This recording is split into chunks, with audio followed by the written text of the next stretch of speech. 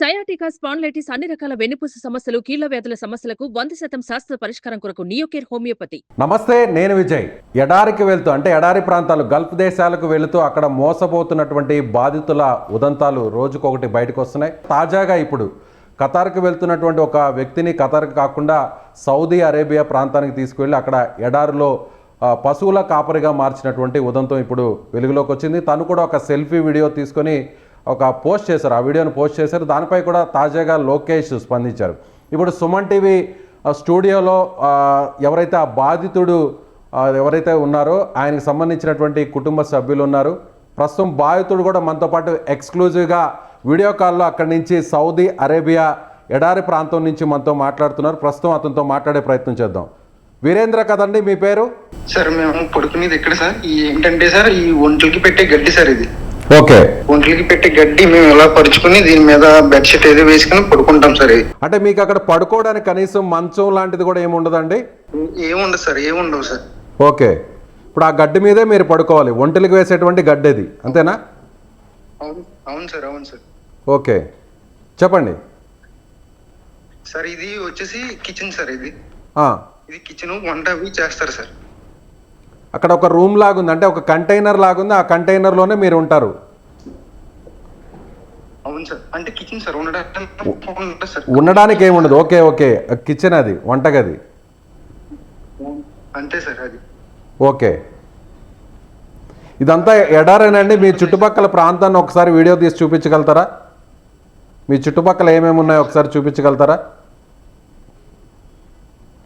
So మనం ప్రస్తుతం ఈ వీడియోని వీరేంద్రతో నేరుగా సౌదీ అరేబియా నుంచి నేరుగా ఎక్స్క్లూజివ్గా సుమన్ టీవీ అక్కడ ఉన్నటువంటి ఆ దృశ్యాలని, అక్కడ ఉన్నటువంటి వాస్తవ పరిస్థితులను వీరేంద్ర మనకి సుమన్ టీవీకి లైవ్లో అందిస్తున్నారు. మనం ఆ వీడియోని ఎక్స్క్లూజివ్గా చూస్తున్నాం. అక్కడ ఎడారి ప్రాంతం కనిపిస్తుంది. ఎటు చూసినా కూడా ఇసుక దిబ్బలే కనిపిస్తున్నాయి. ఎవరు కూడా మనిషి అనేటువంటి ఆనవాళ్ళు అక్కడ కనిపించడం లేదు. ఏంటంటే అక్కడ దూరంగా కనిపిస్తున్నటువంటి ఏంటది దూరంగా ఉన్నవి? ఒంటెలు. ఓకే, మీకు కనీసం ఒక గూడు లాంటిది ఏముండదా, షెల్టర్ లాంటిది ఏముండదా అండి మీరు అక్కడ ఉండడానికి? అందులోనే ఉండాలి సార్. ఒకవేళ అందులో కాకపోతే ఈ కనబడుతున్నాయి కదా సార్, ఈ కంటైనర్ లో. ఈ కంటైనర్ లో మా ఓనర్స్ వచ్చినప్పుడు లోనకి రానిస్తారు సార్, లేదంటే రానవట్లేదు. మామూలుగా అయితే వాళ్ళు ఉన్నప్పుడు మిమ్మల్ని లోపలికి రానివ్వరు, యజమానులు ఉన్నప్పుడు. అవును సార్. ఒకవేళ లేనప్పుడు, ఒకవేళ వెళ్తే వాళ్ళు చూస్తే మళ్ళీ మమ్మల్ని తిడతారు సార్. ఓకే, వాళ్ళు లేనప్పుడు ఏదన్నా ఉంటే అక్కడ తలదాచుకుంటారు. వాళ్ళు ఉన్నప్పుడు మాత్రం మీరు లోపలికి వెళ్ళడానికి లేదు, బయటే ఉండాలి. అవును సార్. ఒకవేళ ఉన్నా వాళ్ళు ఉన్నా లేకపోయినా మేము వెళ్ళామంటే, ఒకవేళ వాళ్ళు లేనప్పుడు మేము వెళ్తే కనుక వాళ్ళు సడన్ గా వచ్చి మమ్మల్ని చూస్తే కనుక వాళ్ళు ఏదో ఒకటి అంటారు సార్. ఓకే, మీరు వీడియోని సెల్ఫీగా ఒకసారి ఆప్షన్ మార్చుకోండి కెమెరాని. ఏంటి అసలు మీ ప్రాబ్లం ఏంటి చెప్పండి వీరేంద్ర గారు, ఏంటి మీ ప్రాబ్లం ఏంటి అసలు? చిన్న ప్రాబ్లం ఏంటంటే సార్, ఇక్కడ ఒంట్ల దగ్గర పడేయారు సార్. తెల్లారుజామున ఇక్కడ 4 గంటలకి లేపుతున్నారు సార్. 4 గంటలకు లేపి 4 గంటల నుంచి ఒంట్ల దగ్గర పడేస్తున్నారు సార్. ఒంట్లకి గడ్డి వేయడం, వాటిని క్లీన్ చేయడం, మొత్తం డస్ట్ అంతా క్లీన్ చేయడం, అంతా క్లీన్ చేస్తున్నారు సార్. టిఫిన్ చేసేసరికి 9-10 అవుతుంది సార్. టిఫిన్ అవి రోటీలు కింద పెడుతున్నారు సార్. అవి వేరే కంట్రీస్ వాళ్ళు. ఓకే, తర్వాత మళ్ళీ టిఫిన్ చేసిన వెంటనే మళ్ళీ వాటర్ తెచ్చుకోవడానికి వెళ్ళాలి సార్. ఇక్కడ నుంచి 10 కిలోమీటర్ దూరం వెళ్ళాలి సార్. ఇక్కడ నుంచి 10 కిలోమీటర్ దూరం వెళ్ళాలి. ఏంటి వాటర్ తీసుకురావడానికే? మీరు అక్కడ నుంచి 10 కిలోమీటర్ల దూరం వెళ్ళి వాటర్ తీసుకురావాలి? అవును సార్. 10 కిలోమీటర్లు, 10 నుంచి 13 కిలోమీటర్ల మధ్యలో ఉంటుంది సార్. ఓకే, అక్కడికి వెళ్ళి వాటర్ తెచ్చుకోవాలి సార్. వాటర్ తెచ్చుకొని అక్కడ నుంచి ఇక్కడికి వచ్చేసరికి ఎలా లేదు 11-12 ఆ టైం అవుతుంది సార్. ఆ టైం అయ్యేలోపు ఒంట్లకి ఏమన్నా ఈ ఫుడ్ ఏమైనా వస్తే, అది దాన గానీ గడ్డి గానీ ఇటువంటి ఏమైనా వస్తే వాటిని మళ్ళీ దింపుతారు ఎండలోనే సార్. ఎండలోనే ట్రక్కులు వేసుకొస్తారు సార్. ట్రక్కులు వేసుకొచ్చి అక్కడ ఆపుతారు సార్. అవి దింపాలి సార్ మేమే. అది అయిన తర్వాత ఫుడ్ సార్. ఎంత అండి మీకు జీతం ఎంత అని చెప్పారు మీకు అక్కడ? మన ఇండియన్ కరెన్సీలో ఎంత ఉంటుంది? ప్లస్ వస్తుందని చెప్పాడు సార్ నాకు ఏజెంట్. అయితే ఎంత చెప్పారు? ఏజెంట్ కూడా చెప్పాను నన్ను 30+ సార్. 30,000. 30,000. అవును సార్. ఏంటి మీకు అక్కడ ఫస్ట్ ఏం వర్క్ అని చెప్పి తీసుకెళ్లారు అక్కడికి? నాకు ఇంట్లో వర్క్ అని చెప్పారు సార్. ఇంట్లో మంజిలీస్ అని ఉంటదంట సార్, దివాని అని. వాళ్ళు వీక్లీ వారానికి 2-3 సార్లు పార్టీ చేసుకుంటారండి సార్. అక్కడ వాళ్ళ దగ్గర ఉండాలి వాళ్ళకి సార్. అంటే వారానికి అక్కడ ఒకసారి సెలబ్రేట్ చేసుకుంటుంటారు. అందులో అక్కడ ఏదన్నా మీరు అటెండర్ లాగా ఆ వస్తువులు అవి అందించడం కోసం పెట్టుకున్నారు, అంతేనా? తీసుకెళ్లారు. వీరేంద్ర గారు సిగ్నల్ కట్ అవుతుంది. మీరు వీరేంద్ర గారు సిగ్నల్ కట్ అవుతుందండి.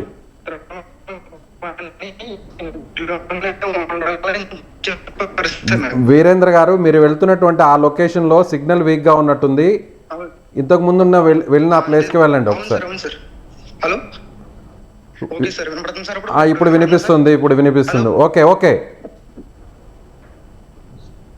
ఓకే సార్, వెళ్తున్నాం. అంటే అక్కడ ఇప్పుడు మీరు ఒంటెలు ఉన్న ప్రాంతానికి వెళ్తున్నారా? అవును సార్, ఒంటెలు ఉన్న ప్రాంతానికి వెళ్తున్నాం సార్. ఒకసారి చూపించండి మీ చుట్టుపక్కల ఉన్న ప్రాంతాన్ని. అంటే ఇప్పుడు మీలాగా ఎంతమంది ఉంటారండి అక్కడ పనిచేసే వాళ్ళు? ఓకే, కనిపిస్తుంది. మొబైల్ని అలాగే పెట్టండి. ఓకే, ఎస్, మనకు అక్కడ కనిపిస్తున్నాయి, చూడొచ్చు. మొత్తం ఎడారి ప్రాంతం మొత్తం అంతా కూడా ఇసుక దిబ్బలు అంతా కూడా ఉన్నాయి.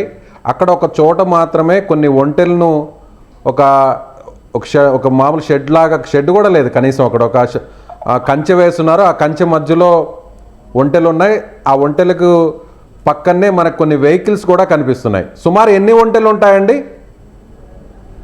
సార్? ఇక్కడ 300 పైనే ఉంటాయంట సార్. ఆ 300 ఒంటెలకు మీరే వాటికి ఆహారం తినిపించడం, మంచినీళ్ళు ఇవ్వడం, వీటికి సంబంధించినటువంటి అన్నీ కూడా మీరే చూడాలా, అంతేనా? అవును సార్. అంటే కొన్ని కేటగిరీస్ ఉంటాయి సార్. అంటే 200 ఒంట్లు ఇక్కడ ఉన్నాయనుకో సార్, ఇంకో 150 ఒంట్లు అక్కడ ఉంటాయి సార్. ఫుడ్ అవి పెట్టరంట సార్. వాళ్ళని ఓన్లీ ఏంటంటే వాటిని తిప్పాలంట సార్, మొత్తం చుట్టూరు తిప్పాలంటే ఎడారి అంతా వాటి వెనకాల. ఓహో, అంటే వాటిని అలా తిప్పడం కూడా మీరే చేయాలా వాటిని? అలా నన్ను చేయమన్నారు సార్. నేను చేయలేను ఆ పని, నేను చేస్తా, నేను చచ్చిపోతాను, నేను ఏం చేయలేనది అని చెప్పాను సార్. సరే, నువ్వు చెయ్యాలి, నీకు ఒకవేళ ఆరోగ్యం బాగుంటే కనుక పర్లేదు, ఆరోగ్యం బాగలేదు అన్నావు అంటే కనుక నువ్వు అదే చెయ్యాలి, నిన్ను ఆ పనిలోనే పెడతాను అని చెప్పాడు సార్ మా బాబా గారు. అంటే ఇప్పుడు మీరు అనారోగ్యంగా ఉన్నారని కూడా సెల్ఫీ వీడియోలో చెప్పారు కదా, ఏంటి ప్రాబ్లం ఏమొచ్చింది మీకు హెల్త్ పరంగా? సార్, నేను 10వ తారీఖున వచ్చాను సార్. 11వ తారీఖు నుంచి 11వ తారీఖు నన్ను సౌదీ ఎడారిలో పడేసారు సార్. ఎడారిలో పడేస్తే నాకు ఎడారిలో పడేసిన మరుసటి రోజు నుంచి నాకు ముక్కులంటే బ్లడ్ వచ్చేయడం, వాటర్ తాగినా వాంతి అయిపోవడం, వాంతితో పాటు బ్లడ్ వచ్చేయడం నోటంట. ఓకే, ముక్కు నుంచి రక్తస్రావం అవుతుంది, అలాగే రక్తపు వాంతులు కూడా అవుతున్నాయి సార్. ఓకే అండి, ఏం తిన్నా ఏం తాగినా వాంతులు అయిపోయాయి సార్. మీరు హెల్త్ బాగాలేదన్న విషయాన్ని మీ ఓనర్ దృష్టికి తీసుకెళ్లారా? తీసుకెళ్ళాను సార్, చెప్పాను సార్. నేను అక్కడికి చాలా వేడుకున్నాను సార్. నేను ఏమంటారు అయినా కానీ ఏమనలేదు, అసలు ఏం మాట్లాడలేదు సార్. ఫస్ట్ బాబా దగ్గర తీసుకెళ్ళాడు సార్. ఫస్ట్ బాబా నన్ను తీసుకొచ్చాడు కదా సార్.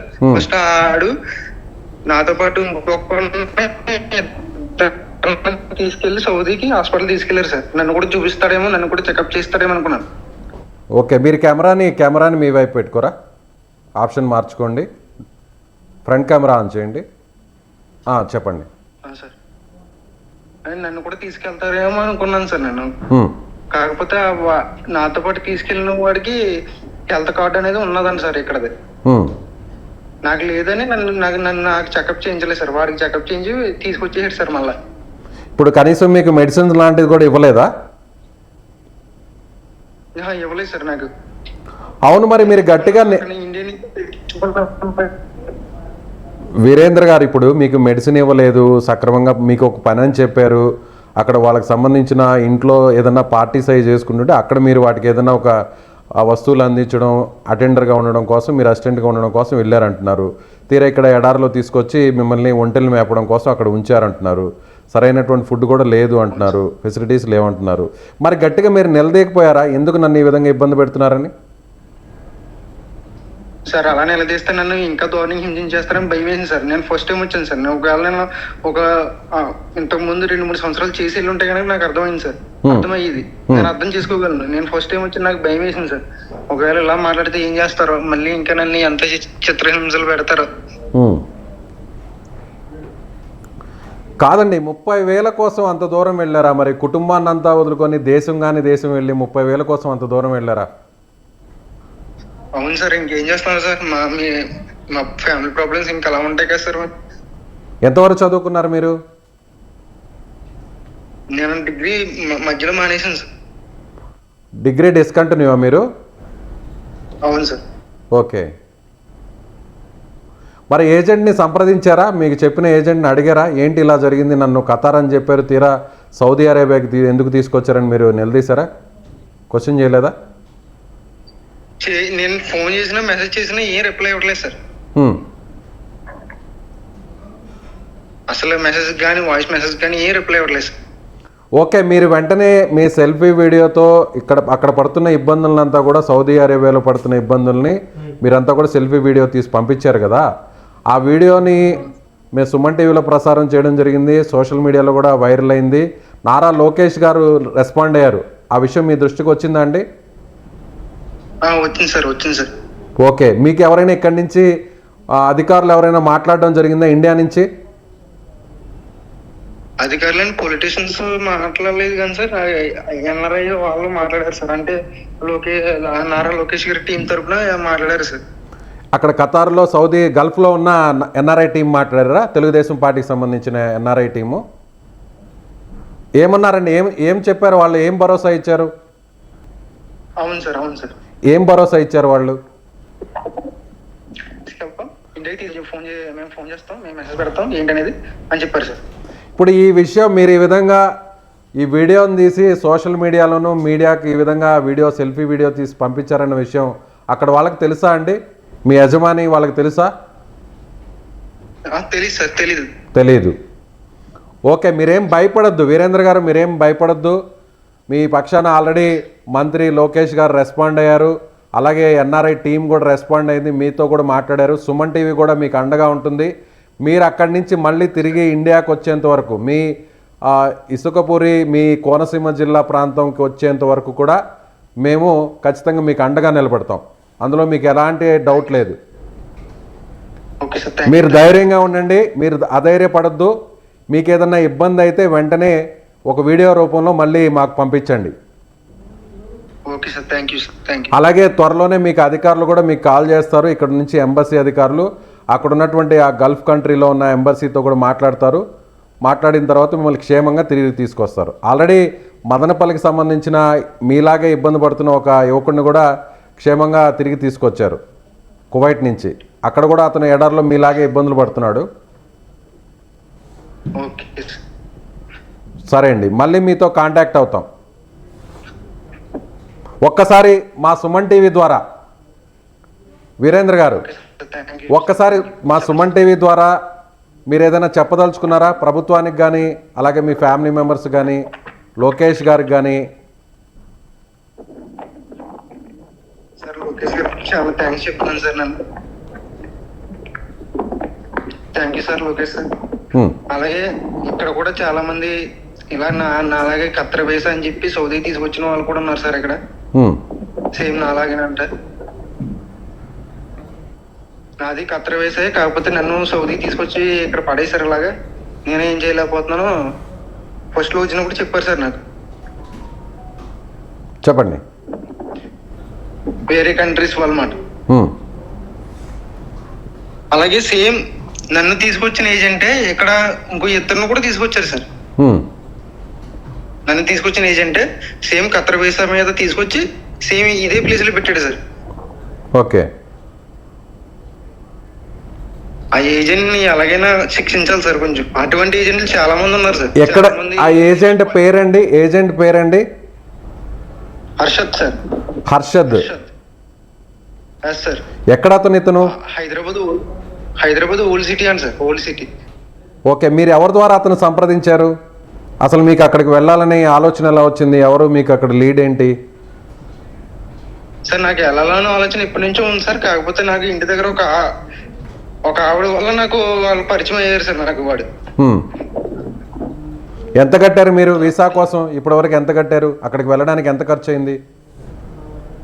మొత్తం 1,70,000 అయింది సార్. 1,70,000 అయింది సార్. ఓకే, అందులో అతనికి ఏజెంట్కి ఎంత ఇచ్చారు? టికెట్ ఎంత అయింది? అవి ఏమీ తెలియదు సార్. 1,70,000 అయితే అయింది సార్. మొత్తం టికెట్ వీసా అన్ని వాడే పెట్టుకుంటాను అని చెప్పాడు సార్. ఓకే, మళ్ళీ మీరు ఎప్పుడు రిటర్న్ అవ్వాలనుకున్నారు? అక్కడ పనిచేసిన తర్వాత మళ్ళీ ఎప్పుడు రిటర్న్ అవ్వాలనుకున్నారు? ఎంతకాలం అక్కడ వర్క్ చేయాలని అనుకున్నారు? మీకు వీసా ఎప్పటి వరకు వచ్చింది? 5 years వరకు వచ్చింది సార్. కాకపోతే నేను 2 years వరకే చేస్తానని చెప్పాను సార్ నేను. ఓకే, 2 సంవత్సరాల వరకు వర్క్ చేసి మళ్ళీ వచ్చేయాలనుకున్నారు, కానీ వీసా మాత్రం 5 సంవత్సరాల వరకు ఉంది. అవును సార్, అవును సార్. రైట్. మీరు వెళ్ళి కేవలం ఇప్పటికి ఒక 10 రోజులు అవుతుంది, అంతేనా? అవును సార్, అవును సార్. ఇప్పుడు అక్కడ టెంపరేచర్ ఎంత ఉంటుందండి సుమారుగా? ఉష్ణోగ్రత 45 ఉంటుంది సార్. 45 ఉంటుంది. 46 ఉంటుంది. అవును సార్. రాత్రి సమయంలో టైం రాత్రి సమయంలో 38 అలా ఉంటుంది సార్. ఇప్పుడు టైం ఎంత అండి? 10:45 సార్. మార్నింగ్. అవును సార్. మీతో పాటు అక్కడ ఎంతమంది పని చేస్తుంటారు మీతో పాటు? నాతో పాటు ఇంకో 4 ఉన్నారు సార్. ఇంకో 4 ఉన్నారు. వారు కూడా అంతా మన తెలుగు రాష్ట్రాలకు సంబంధించిన వారా, వేరే వాళ్ళ?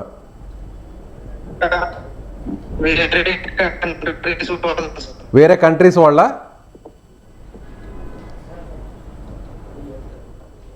వీరేంద్ర గారు, వీరేంద్ర వినిపిస్తుందా నా వాయిస్ మీకు? వినపడుతుంది సార్. అదే వేరే 4 ఉన్నారన్నారు కదా, మీతో పాటు 4రా? మొత్తం 5 మందా? ఒకసారి ఆగండి సార్. మీతో పాటు 4 సార్. అవును సార్, 4 సార్. మొత్తం 4 ఉంటారు. అవును సార్. ఒక ఆయన పాకిస్తాన్ సార్, ఒకళ్ళేమో ఇథియోపియా కంట్రీ సంబంధించిన సార్. పాకిస్తాన్ అతను ఒక అతను, ఇంకొక అతను వేరే దేశం అతను. అవును సార్. మన ఇండియాకి సంబంధించిన వాళ్ళు ఎవరు లేరా మీరు ఉంటున్నటువంటి ప్రాంతంలో? ఎవరు లేరు సార్. హైదరాబాద్ కి సంబంధించిన 2 ఉన్నారు సార్. హైదరాబాద్ కి సంబంధించిన వారు 2 ఉన్నారు. ఓకే అండి. వాళ్ళ కూడా మీతో పాటే? తెలుగు రాదు సార్, హిందీ మాత్రమే వచ్చు, తెలుగు రాదు? రాదు సార్. మీకు హిందీ వచ్చా? నాకు కొంచెం వచ్చు సార్, అంతే సార్. ఓకే, మీరు ఇప్పుడు అక్కడ మీరు కన్వే చేయాలంటే, అక్కడ యజమానికి మాట్లాడాలంటే అరబిక్ కదా అక్కడ? ఎలా వారి లాంగ్వేజ్ మీకు అర్థమవుతుందా? ఆయనకి యజమానికి చెప్పారా నేను ఉండలేకపోతున్నాను వెళ్ళిపోతున్నాను నేను చెప్పారా? చెప్పాను సార్. అంటే ఇక్కడ హిందీ వాళ్ళు వచ్చి ఉన్నారు కదా సార్, నేను హిందీ ఇంగ్లీష్ మొత్తం చెప్తుంటే కొంచెం అర్థమవుతుంది సార్. వాళ్ళు అని చెప్తున్నారు సార్, ఎంత బాగుపోయినా ఇప్పుడు చేయాలి ఇక్కడ అన్నారు సార్ యజమాని. సరే అండి, ఓకే. సరే వీరేంద్ర గారు, మీరు అధైర్యపడద్దు, ధైర్యంగా ఉండండి. మళ్ళీ మీతో కాంటాక్ట్లో వస్తామండి. Thank you. Okay sir, thank you sir, thank you. So ఇది వీరేంద్ర పడుతున్నటువంటి కష్టాలు. గల్ఫ్ దేశాల్లో నిజంగా పొట్ట చేత పట్టుకొని అక్కడ విదేశాల్లో ఉద్యోగాలు వస్తున్నాయి. అక్కడ ఎవరు ఊహించిన విధంగా అక్కడికి వెళ్ళి విదేశాలకు వెళ్ళి డబ్బులు సంపాదించి ఇంట్లో వాళ్ళని ఆనంద పెట్టాలనేటువంటి ఎన్నో ఆశలతో ఇక్కడి నుంచి వెళ్తున్నటువంటి యువకులు కావచ్చు, యువత కావచ్చు, ఈ విధంగా అష్ట కష్టాలు పడుతున్నారు. ముఖ్యంగా ఏజెంట్ల చేతిలో మోసపోతున్నారు.